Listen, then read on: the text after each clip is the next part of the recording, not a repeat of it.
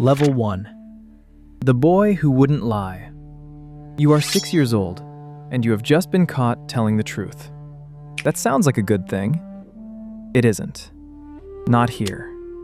You live in Rome, in a house full of politicians. And in this house, the truth is something people handle carefully, like a knife. Your uncles lie to protect themselves. Your family's clients lie to flatter. Everyone in this city says one thing in public and something completely different in private. And you just say what happened. Your father is dead. He died when you were 3. You barely remember his face, only that people say he was gentle, and that he never got to be anything more than a man who might have been great. Your grandfather raises you now, in a mansion on the Salian Hill, and he takes you to see the most powerful man on earth, the Emperor Hadrian. Hadrian is terrifying. He is brilliant, restless, cruel when he wants to be, and he is bored of almost everyone. But he looks at you, this serious little boy who won't shade the truth even when it costs him, and he gives you a nickname, Verissimus. Your family name is Verus. It means true. So Hadrian calls you Verissimus, the truest one, the most truthful. It's a joke. It's also a mark. Because in Rome, when the emperor notices you, you stop being a child and start being an option. You don't know that yet. You're 6. You still think the most important thing in your life will be your books. Level 2. The floor. You are 12, and you are sleeping on the ground on purpose. Somebody has handed you Greek philosophy, probably a tutor.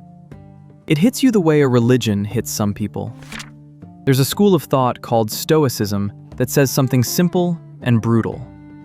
You do not control what happens to you. You only control what you do about it. Everything else, your health, your reputation, your money, whether people love you, is on loan and can be taken back at any moment. So you start training for that. You throw on the rough wool cloak that Greek philosophers wear, which, in a Roman aristocrat's house, looks roughly like a billionaire's kid showing up to dinner in a potato sack. You give away comfort. You sleep on bare boards. Your mother, Domitia Lucilla, is one of the richest women in Rome. She owns brickworks. She does not want her son sleeping on the floor like a beggar. She fights you on it, and eventually you compromise. You'll sleep on a couch, but covered in animal skins, no soft mattress. Here's the part nobody tells you. This isn't a phase. You're building a machine. You are, at 12 years old, deliberately constructing a version of yourself that can survive having things taken away.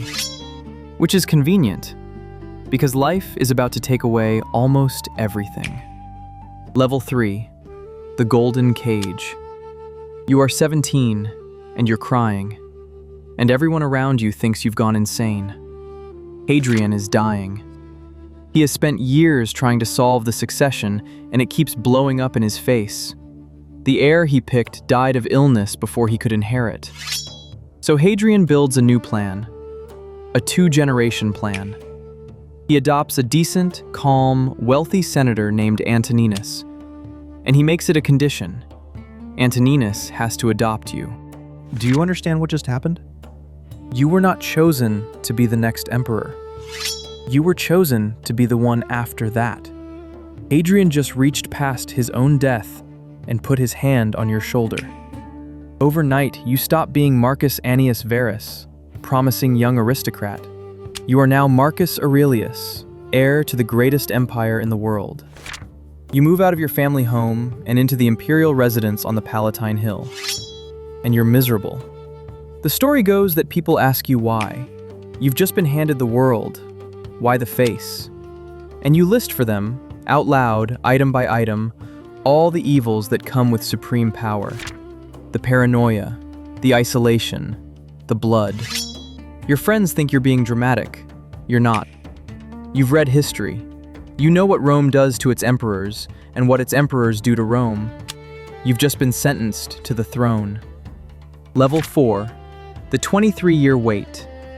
You are 20, then 30, then 35, and you are still waiting.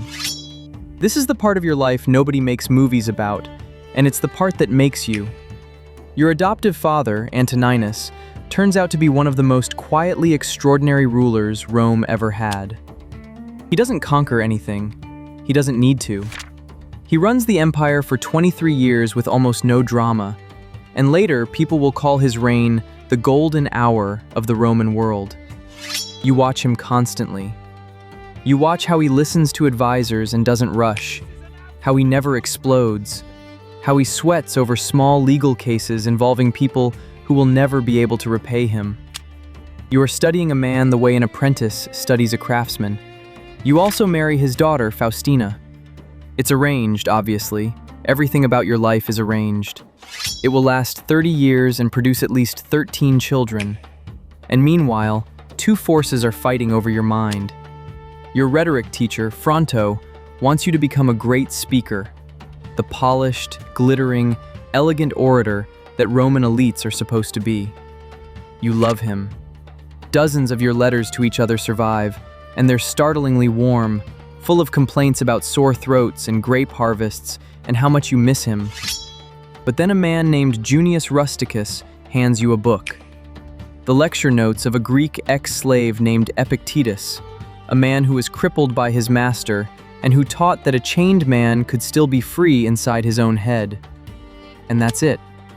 Fronto loses. Rhetoric is about performing for people. Philosophy is about not needing them. You are 39 years old when Antoninus finally dies. He's 74. On his last night, he orders the golden statue of Fortune that stands in the emperor's bedroom to be carried to your room. Then the officer of the guard asks him for the watchword of the night. The old man says one word: equanimitas. Equanimity. Calm. Then he rolls over and dies, and the world is yours. Level 5. The first thing you do. You are 39, and your first act as sole ruler of the Roman Empire is to stop being the sole ruler of the Roman Empire. You have an adopted brother, Lucius Verus. He was part of Hadrian's original package deal, and everyone assumed he'd be sidelined. Younger, less serious, fonder of parties. You go to the Senate and refuse the throne unless Lucius gets equal power. Nobody has ever done this. In almost 200 years, Rome has never had two full emperors at once. You invent it. You split the most valuable thing on earth in half and hand a piece to a man who couldn't have stopped you from keeping all of it. Rome celebrates. Rome loves you. And then the Tiber floods. Not a small flood. The river tears through the city, drowns livestock, destroys grain stores, and Rome starts to starve. In your first months on the job, you are personally handing out food and paying for relief. Then a messenger arrives from the eastern frontier. The Parthian Empire has invaded Armenia. A Roman governor marched out to meet them with a legion, and the legion has been annihilated. Wiped out. Syria is exposed. You've been emperor for a few months. The good years are already over. Level 6. The thing the army brought home. You are 45, and the war in the East has been won. And that is the worst news you will ever receive. The Eastern campaign takes 4 years. Lucius goes to command it in name.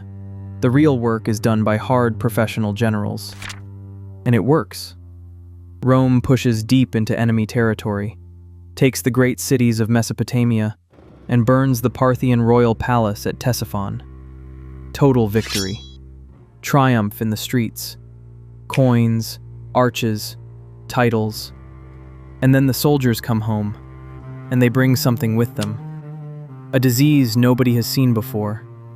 It starts with fever and a foul black rash. The greatest doctor of the age, Galen, is in Rome and watches it happen. And even he can only describe it. He can't stop it. Modern historians think it was probably smallpox. It moves along the roads. It moves along the supply lines. It moves with the legions. which is the fastest transport network in the world, and it hits every province. Ancient writers describe bodies hauled out of Rome by the cartload. Modern estimates for the death toll across the empire range in the millions. Entire units of the army simply stop existing. Farms empty out. Tax revenue collapses. Villages vanish from the records. This is the first pandemic in recorded European history on this scale, and it happens on your watch. And there is nothing that you or anyone alive can do about it. You are the most powerful human being on Earth, and you are completely powerless. Remember that 12-year-old on the floor, training himself to lose things? He was training for this. Level 7. The auction. You are 48, and Italy is being invaded for the first time in almost 3 centuries. Here's what happened. Your army is dead or dying in the east. The northern frontier, the Danube, the long river line that holds back the tribes of Central Europe, is stripped thin. And on the other side of that river, entire peoples are being pushed south by pressure from further north. They see the gap. They come across. The Marcomanni, the Quadi, confederations of tribes with tens of thousands of fighters. They smash through the frontier, pour through the Alpine passes, and do the unthinkable. They get into Italy. They destroy a town in the northeast. They lay siege to Aquileia, a major Roman city. Another group of raiders rampages all the way into Greece and burns the most sacred sanctuary in the Greek world. Rome is in genuine existential danger, and Rome is broke. The plague has gutted the treasury. So you do something no emperor has done. You go into the Forum of Trajan, and you sell the palace. Not the building, the contents. Gold vessels, crystal, imperial furniture, statues, paintings by old masters, your wife's silk gowns embroidered with gold thread, her jewels, pulled out of the imperial collection and put on a table in public. The auction runs for 2 months. You could have raised taxes on provinces that were already starving. You refuse. Instead, you strip your own house down to the walls, and you use the money to pay soldiers. And when there aren't enough soldiers, you take what you can get. You arm gladiators. You recruit slaves. You hire bandits from the mountains. You enlist Germans to fight Germans. The Roman crowd is furious about the gladiators. You've ruined the games. You let them be furious. Then, in the middle of all this, your co-emperor Lucius, riding in a carriage beside you on the way back from the front, has a stroke and dies. He's 38. You bury your brother. You go back north. Level 8. The notebook. You are 51, and you are sitting in a military camp on the edge of the known world, writing a book you never intend anyone to read. It has no title. Later, someone will call it To Himself. Later still, the world will call it Meditations. You write it in Greek, not Latin, the language of philosophy, not the language of power. And you write it in fragments, notes, reminders, the same ideas over and over, because you keep forgetting them and needing them again. One section is headed, Written among the Quadi, at the river Granua. Another, Written at Carnuntum. These are frontier positions. You are writing this in a tent, in mud, in a war zone, surrounded by dying men. And what do you write about? Not strategy, not glory, not revenge on the tribes across the river. You write, get up in the morning and do the work of a human being. You write, don't waste time arguing about what a good man should be. Be one. You write about your own irritability, your impatience, your temptation to give up, and become the kind of emperor everyone expects. You write that everything you're fighting over will be forgotten, and so will you, and that this is fine. This is the most powerful man alive, alone at night, arguing with himself to stay decent. You will never publish it. You would probably be horrified to know that 2,000 years later, it will be sitting on nightstands all over the world, and that soldiers and prisoners and CEOs and exhausted parents will read it to survive their own bad years. You just needed to remind yourself who you were supposed to be. Level 9. The betrayal and the empty bed.